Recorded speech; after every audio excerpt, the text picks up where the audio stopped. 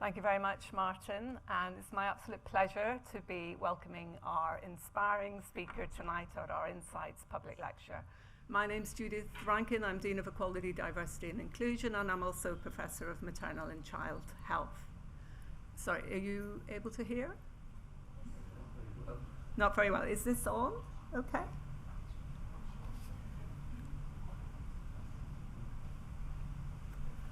All on? Yes, that's us now, I think. I've got the thumbs up from up there. Okay, so it's a particular pleasure for me to introduce Dr. Carol Homden for two reasons. One, as Dean of Equality, Diversity and Inclusion, it's a pleasure to have an inspiring speaker at our International Women's Day Insights lecture. So International Women's Day takes place on the 8th of March annually, and this year the theme is Let's accelerate action for gender equality. And secondly, as Professor of Maternal and Child Health, I've had the pleasure over the last few years to partner with Coram and work directly with Carol as part of our Centre for Excellence in Child and Youth. But now on to Carol. So Carol started her career setting up print media enterprises before becoming Director of Marketing and Development at the University of Westminster, later moving to the British Museum in 1999 as its first Director of Marketing and Public Affairs. Her affinity for improving the lives of young people led her to the position of Commercial Director for the Prince's Trust in 2003, and she became Chief Executive of Coram in 2007. Formerly a member of the Youth Justice Board for England and Wales, Carol served on the Adoption Leadership Board for 7 years and is a continuing member of the Association for Child and Adolescent Mental Health. She was chair of the National Autistic Society for 10 years and is now chair of Diabetes UK. Carol was awarded a CBE in 2013 for her contributions to services for children and families. Carol, I invite you to take the stage.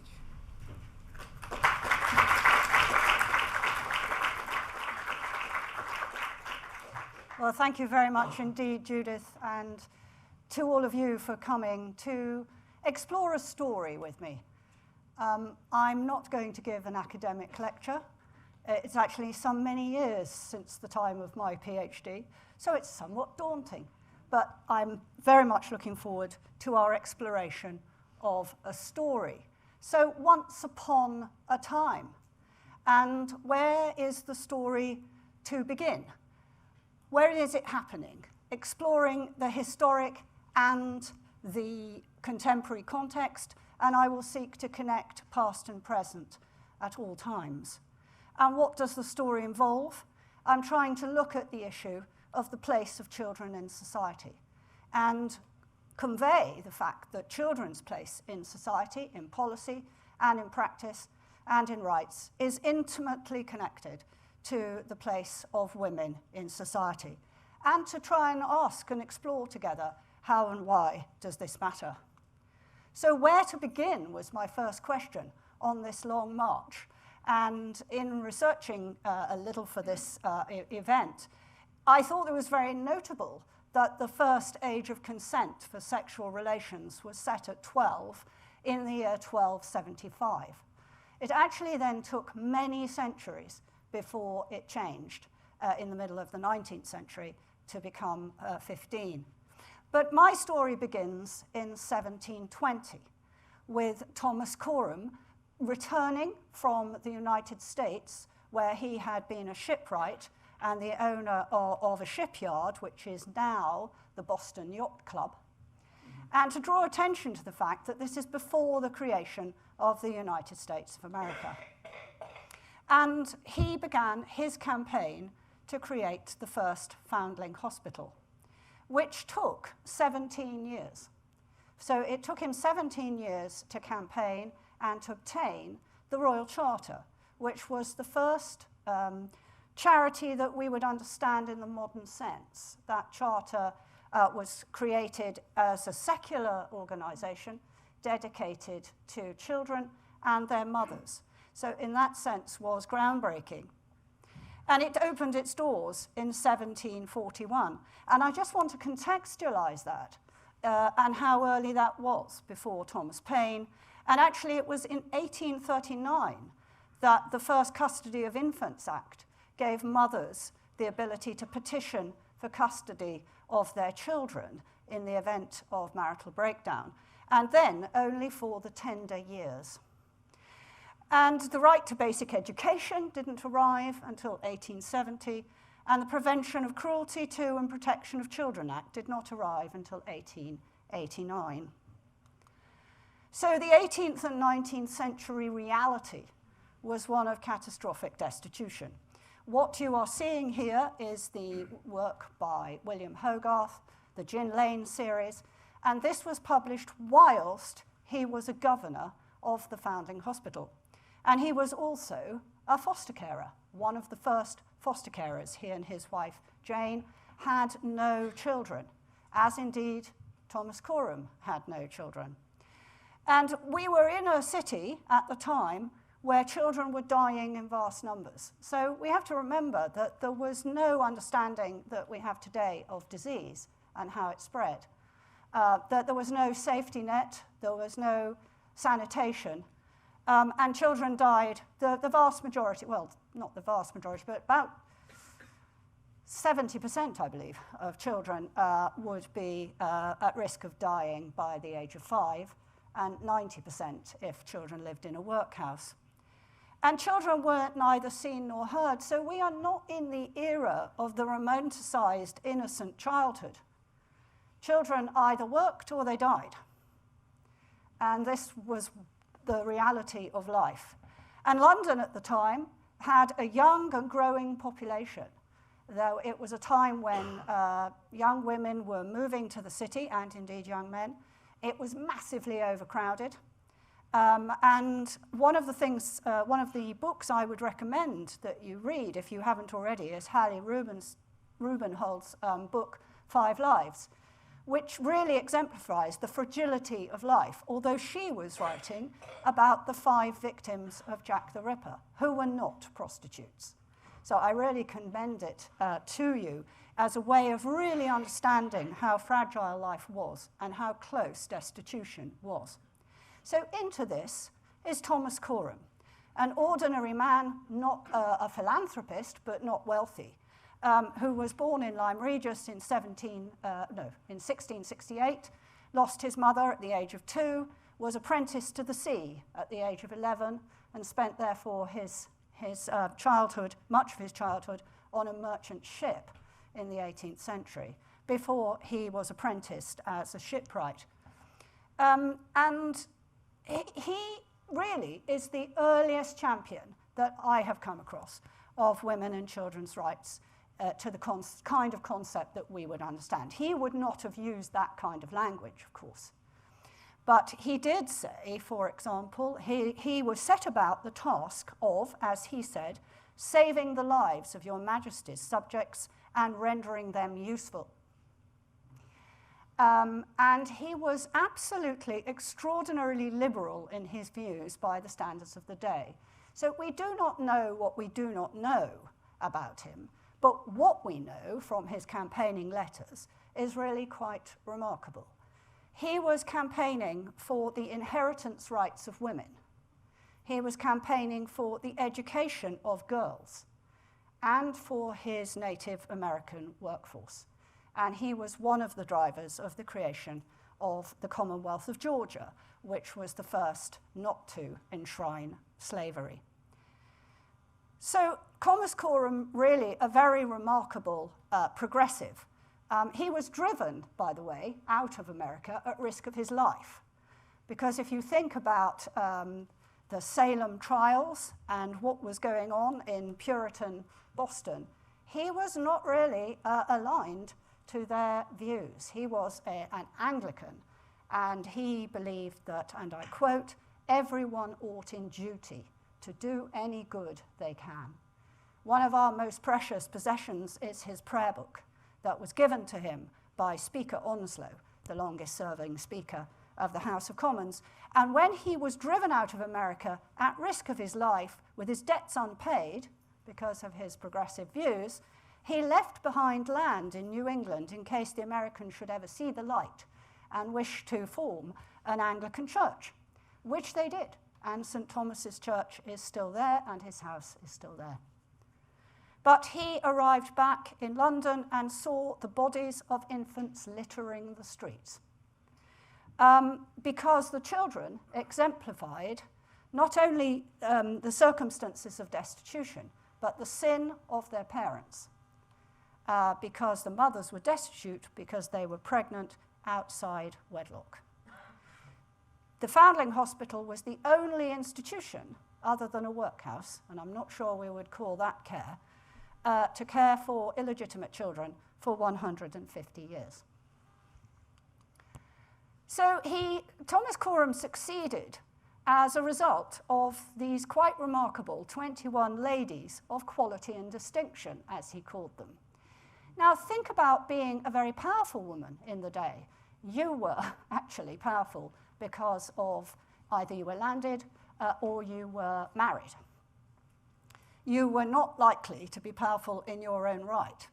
And it was therefore very remarkable that the ladies of Queen Caroline's bedchamber signed Thomas Coram's petition. And for me, I often think that the Duchess of Somerset and others of these young women, they knew how fragile their position was. They knew that they had no rights over their children. They were suffering stillbirth and the risks of death, exactly the same way as their poorer peers. So they still had very few rights and little power, but by signing it, they persuaded the gentlemen of the day. Thomas Coram had to turn to them because he constantly was trying to get the gentlemen of the day to agree to give him, in effect, a license to trade and some funds to set up this charity. And I'm paraphrasing, but he wrote to say, "You would have thought that I was trying to get them to bear their behinds to their majesties." He was plain speaking and curmudgeonly, and as he said, a man of little education. So when he needed to petition, he employed someone to write it for him. So he was a wily campaigner for rights. Now, let's put women in the picture. So mothers had no rights. Children were the chattels of their father. And poor women, if they found themselves pregnant out of wedlock, were in an inescapable poverty trap. They were literally destitute. And it was to enable them to find a way forwards for themselves as much as for their child that Thomas Coram created the Foundling Hospital. He did not judge the women, but he did have to deal with the social mores of the day that accused him of encouraging lewd behavior. So it had to set rules of the kind which were, it had to be your first child, you had to be of good character, so that he could actually succeed in creating the institution. Inspired originally by the Foundling Hospitals of Europe, but never a religious institution. And here you see an image from the time of the mother handing over the child. And when she did so, was it an abandonment that was so presented, or was it in fact the greatest act of love? One of the records that is very precious to us is a handwritten note that says, "Go, gentle babe, and may all your life be happiness and love." And within our collection are the tokens that mothers left behind. Many hearts, many flowers, but sometimes a small thing such as an acorn. And the reasons for the tokens were important. They weren't just symbols of love. They were the potentiality of reunification, because most women were illiterate. The child was going to grow up and you wouldn't recognize them. So if you were ever able to return, how would you be known and how would the child be known? So meticulous records were kept. Very few women ever returned, but the possibility was always there. And our records are therefore of 27,000 children who were admitted over the period to 1954. And we have been recently engaging in a very significant program of the digitization of those precious records. It is the longest continuing record of children's social care. It's not the biggest, but it's the longest and the most, has very high integrity in terms of the record keeping. And we have had a program supported by the National Lottery Heritage Fund, thank you to them, when we've had more than 6,000 volunteers transcribing 200,000 records. It's no good just taking a photograph because you can't read the scratchy writing, as you'll find out in a moment.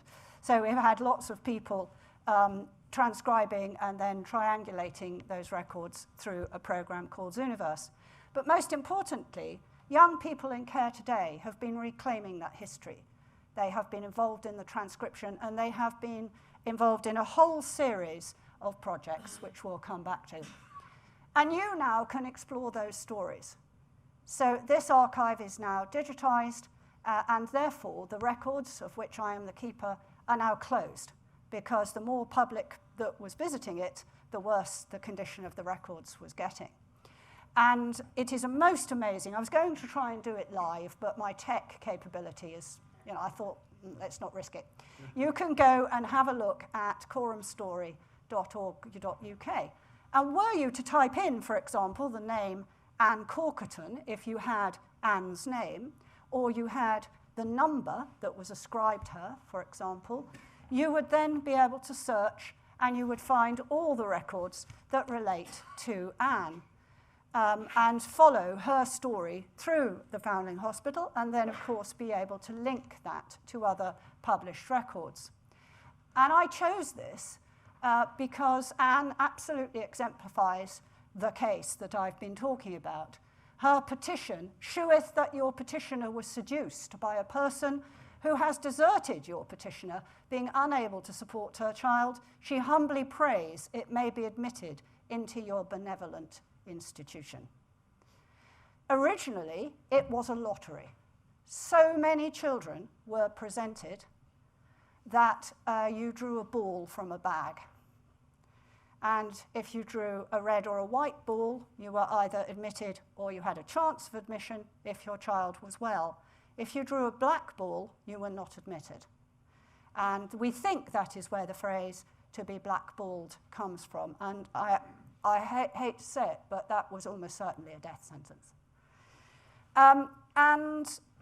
It then moved to a petitioning process where letters were written, and often on behalf of young women who were illiterate, the most famous of whom is Charles Dickens, who wrote many petitions in order to seek admission for the illegitimate children of young women.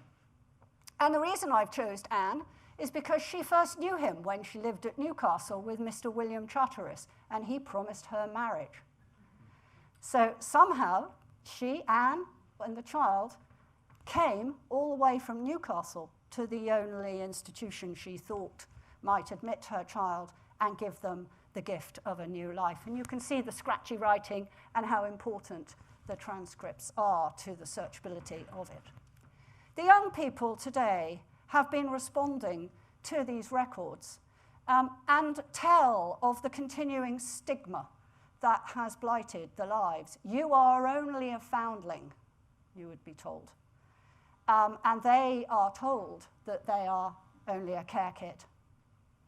And they have produced a whole range of wonderful things, but including a film script for young people to perform age 14 plus, and a documentary film. So you can also go and see the documentary film if you're more interested in it at coramstory.org.uk. So here we are, the Foundling Hospital, radical non-conformist establishment dedicated to the rights and equality of women and children. Raising the money was a struggle. So Thomas Coram had to turn to his friends, William Hogarth, who painted that famous portrait and donated it to the institution in 1740, persuaded his artist friends, such as Gainsborough, to donate, by virtue of which the Foundling Hospital became the first public art gallery. And Handel, who wrote the Foundling Hospital anthem in 1749. So I often say to my staff, we do have a theme tune, and you better get practicing the Hallelujah chorus. So what did it mean to be a foundling? Well, it meant discipline and a concept of service. It meant a lot of marching and emphasis on knowing your place. And you had no right to know or be consulted. You know, this was an institution, radical, yes, but of its time. So they weren't going about having school councils and asking children whether they liked the lunch. It was very much seen, yes, but you know, not heard. And in 1807, 13 foundlings petitioned the organisation for the information about their mothers. And because of the promise of anonymity to the mothers, because this is the depth of stigma and shame, Thomas Coram wanted those women to be able to return to a job and to make their way in the world. But the depth of stigma and shame was such that a promise of anonymity was given, and it was kept. So the children had no right to know who their birth mother was. Here, look, education for girls from 1741. Girls as well as boys. Now, of course, Thomas Coram was a good Anglican, and he wanted all the children to be able to read their Bible. And, of course, they were only taught kind of what they needed to be taught. So you know, the girls' level of education was not necessarily exactly the same as the boys, and they did different things. But this was absolutely groundbreaking by the time. And art, music, and play. Handel gave, you know, performances and lessons in the chapel. Every child sang. John Brownlow set up the boys' marching band in the middle of the 19th century. And the Foundling Hospital was the biggest provider of musicians to the army bands of any institution ever, which is quite extraordinary. And Augustus Brown is a very interesting case. So Augustus was a very fine trumpeter in the boys' marching band. And he was sent to the Crimea at the age of 17 and died within 3 months of dysentery. But there are so many stories to unfold in the archive. They went swimming. They were quite literally thrown in order to learn to swim. They had summer under canvas 150 years before the invention of the Scouts, and a place always to return. We have had to fight in recent years for this concept of staying put, the idea that a young person who's in foster care should not be thrown out on the day of their 18th birthday, but like our children, might actually get a bit more helping hand in their family until they're older. The Foundling Hospital was supporting children with a guaranteed entry into employment and supervising their apprenticeships until they were at the age of majority, which was 21. Have we learned nothing?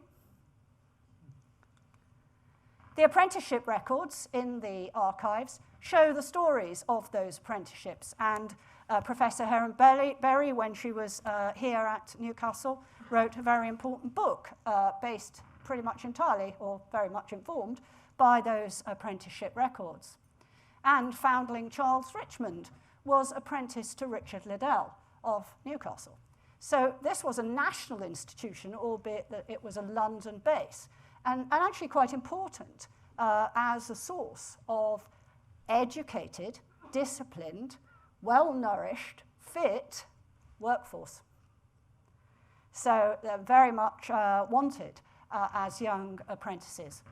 And George King, now George King was actually press-ganged into the Navy and fought alongside Nelson at the Battle of Trafalgar, which is captured in this painting, which is part of the Coram art collection. But George King's story is so interesting because he could read and write.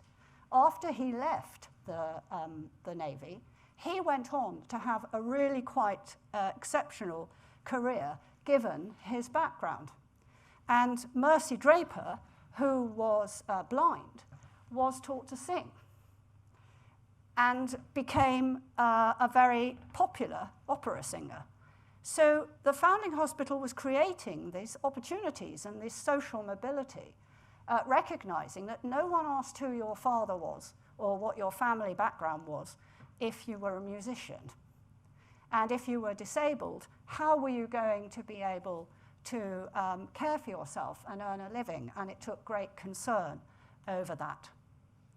The story in public has been told from really the time of Tom Jones of Foundling, has inspired generations of writers, including Oliver Twist in part, where Mr. Brownlow probably is named for the secretary of the Foundling Hospital, who was admitted in 1801, and Dickens lived round the corner. And the reason I flagged this up is that the workhouse was the alternative. The workhouse was the alternative. And had Charlie Chaplin and his mother not been admitted to the workhouse in Lambeth, so if he had been an infant at the juncture, he would have come to the Foundling Hospital. And he made The Kid, his first full-length movie, in 1921. And the room that you see the Kid and the Tramp in is a complete recreation of where he and his mother were. And a century on, we were invited by the Chaplin family to mark the centenary of the Kid, because having looked round the world, they could find no place that exemplified Chaplin's story more appropriately. And in Oliver Twist, this is Jackie, now what's his surname? Coogan, Jackie Coogan. He was 5 when he did that. And he went on to be Uncle Fester, for those of you who didn't realise that, and had to sue his parents for his earnings when he was 21, which is quite resonant to stars today, and established a legal precedent called Coogan's Law.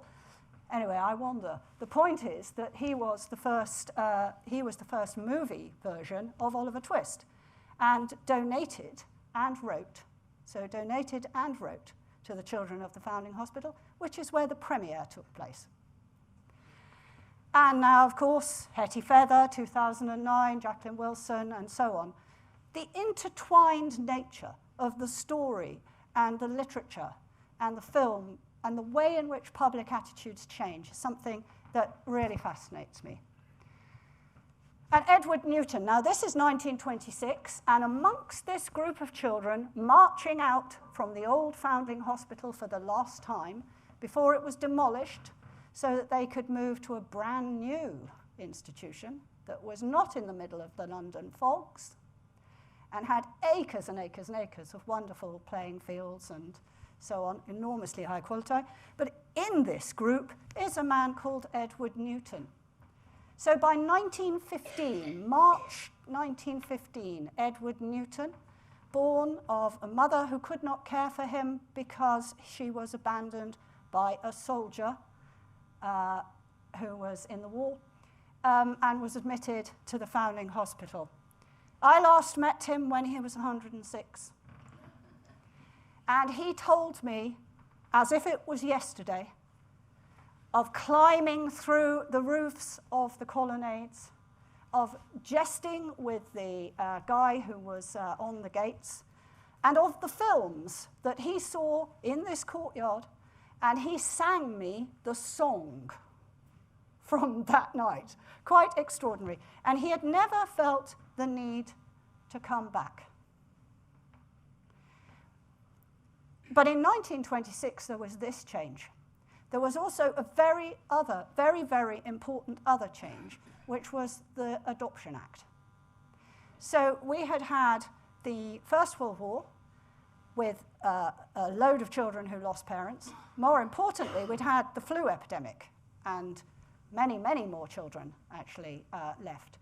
And the stigma through time of illegitimacy was still absolutely there, and therefore the Adoption Act was designed to enable children to have permanence within a new family when they needed it without that stigma, and to address the issues of inheritance.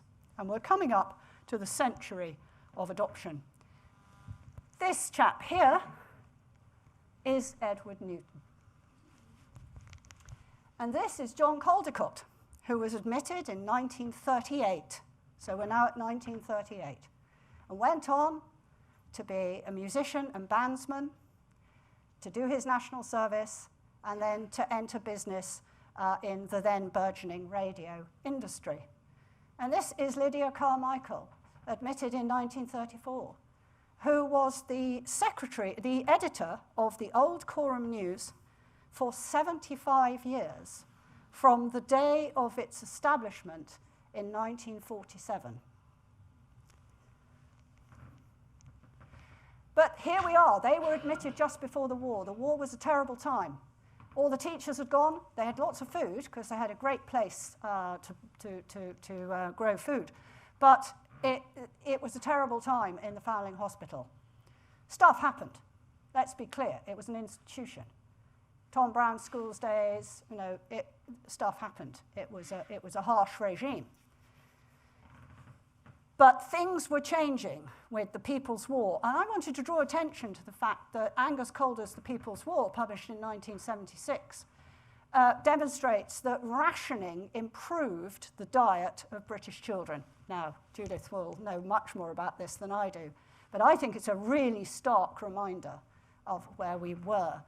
And then in the new government, the Curtis Report investigated the support offered to children and concluded with the 1948 Education Act. So remember how far on we are now from 1741, that we should not have children in institutions.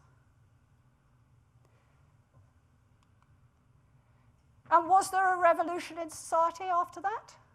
Well, some of you will remember Cathy Come Home. We certainly invented teenage as a social and cultural concept. And then there was a whole watershed moment in women and children's rights in the 1970s. So 1970, obviously, with the equality legislation. And adoption became a service for children. But it became a service for children because of the accessibility of contraception. So tens of thousands of children were adopted as a result of the same stigma and drivers that women in the 18th century had experienced. They could not be supported. They could not be supported by their family. Their family saw illegitimacy as a stain on their reputation, and many children were adopted. But that really changed with the watershed access to contraception. Today, adoption is a service for children. It is a service for children who have been removed for their own protection. But it is a total of around 3,500 children a year, with a care population of about 100,000. So there has been a major shift, but the issues affecting those children are all too similar. And children were still, at that point, well, they were seen, but they weren't heard. And we are just celebrating the 50th anniversary of the creation of the Voice for the Child in Care, now known as Coram Voice. Groundbreaking charity set up by an individual social worker, Gwen James, in her back bedroom, which created the whole concept of advocacy for children, that someone, each child should have someone who stood by their side, who was independent of the statutory social services that were caring for them. And this was critically important. Think back to the era of Borstal. Think of the scandals of the children's home abuse. And the advocate was designed to enable that child to have a voice. In 1979, the International Year of the Child, the United Nations ran this in order to draw attention to the plight of children worldwide. And the Coram Children's Legal Centre, as it is today, was the UK's response. And so we fight, and we fight, and we fight for children's rights, and the long march continues. And is that a voice that is heard? This is Baroness Butler-Sloss. She was a governor of Coram. She's now 92, extremely active in the House of Lords. And here she is marking this 50th anniversary, remembering the Cleveland Inquiry that she wrote all those decades ago, and remembering what the circumstance for children was before the creation of advocacy. So finally, we get to the momentum for the 1989 Children Act and the creation of the United Nations Convention on the Rights of the Child, which states that every child's right to be heard and for their views to be taken seriously. How's that going? Well, there was a sector of response, and undoubtedly things in the UK are much better.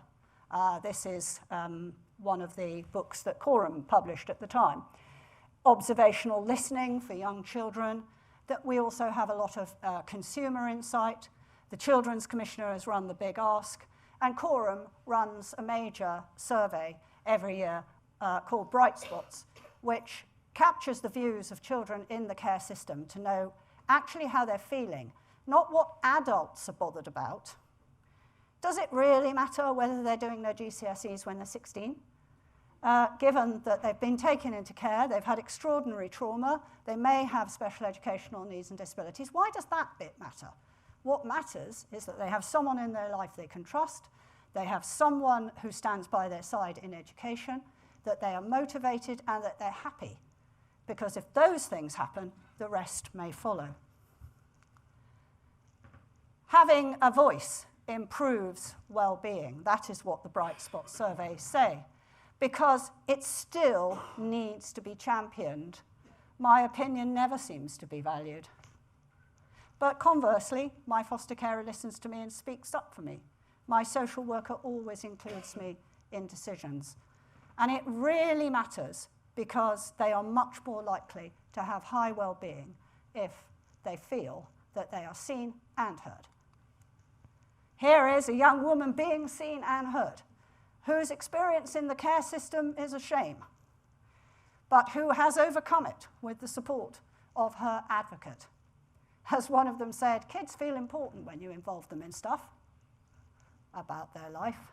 So we continuously are attempting to do that, and that is why it matters, because we as a society will pay the costs if we do not. And by 2004, we have the creation of the Office of the Children's Commissioner and the wonderful Professor Sir Al Ainsley-Green, who, guess what, was the James Spence Professor of Child Health at Newcastle University, and the first paediatrician to be the president of the British Medical Association, and the first Children's Commissioner, a dear friend to us at Coram and a patron to Coram, and who wrote, I commend it to you, The British Portrayal of Childhood in 2019. Now I want to come back to the importance of culture. Coram Boy, the story of Coram and the Foundling Hospital by Jamila Gavin, was on the national curriculum. It was turned into a drama that played at the National Theatre for 2 seasons and went to Broadway. These things begin to affect public opinion. And talking personally, I just want to say a little something about this little chap here.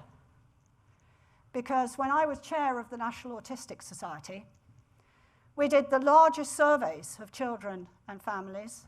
And remember, the principal caregiver is usually their mother. And what they said was the stigma that follows us.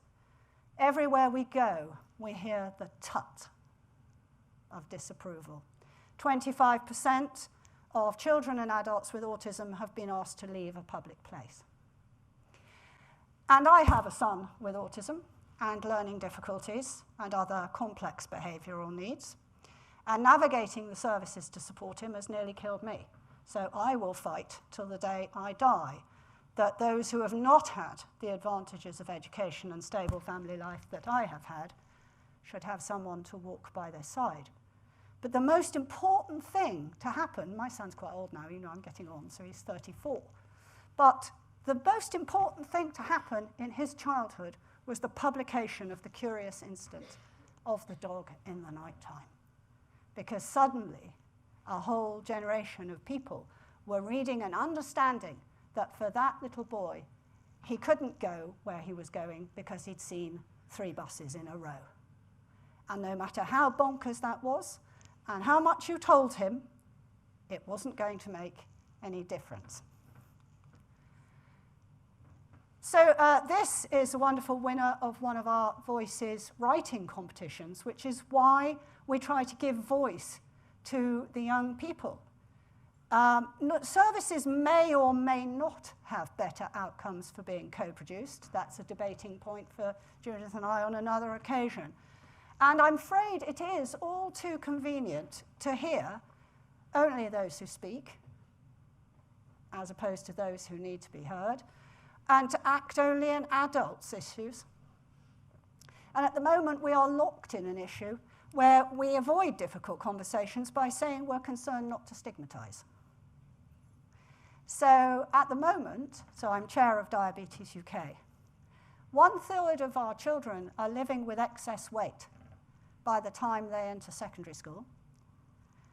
That is walking them to a 90% increased chance of type 2 diabetes as an adult.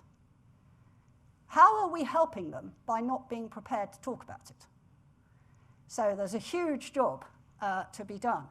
Until 2010, the health outcomes of children and the educational attainment outcomes of children were not evenly distributed around the country. Of course not. We know that. We know that London and Newcastle are united in the highest levels of poverty. They might have different causes, they might have different diversity, but fundamental issues are the same. But until 2010, they were narrowing, they were improving broadly. And it was not the pandemic that led to them starting to divert. The trends were already very clear before the pandemic, but how convenient it is to us all to say that it's the pandemic's fault. Undoubtedly, we have betrayed our children with a decision to close schools, and we will be living with consequences for a very long time, I suspect, and we have twice the level of non-attendance at school than we had before the pandemic, because the contract, as it were, between children and school and families and school has been fundamentally ruptured.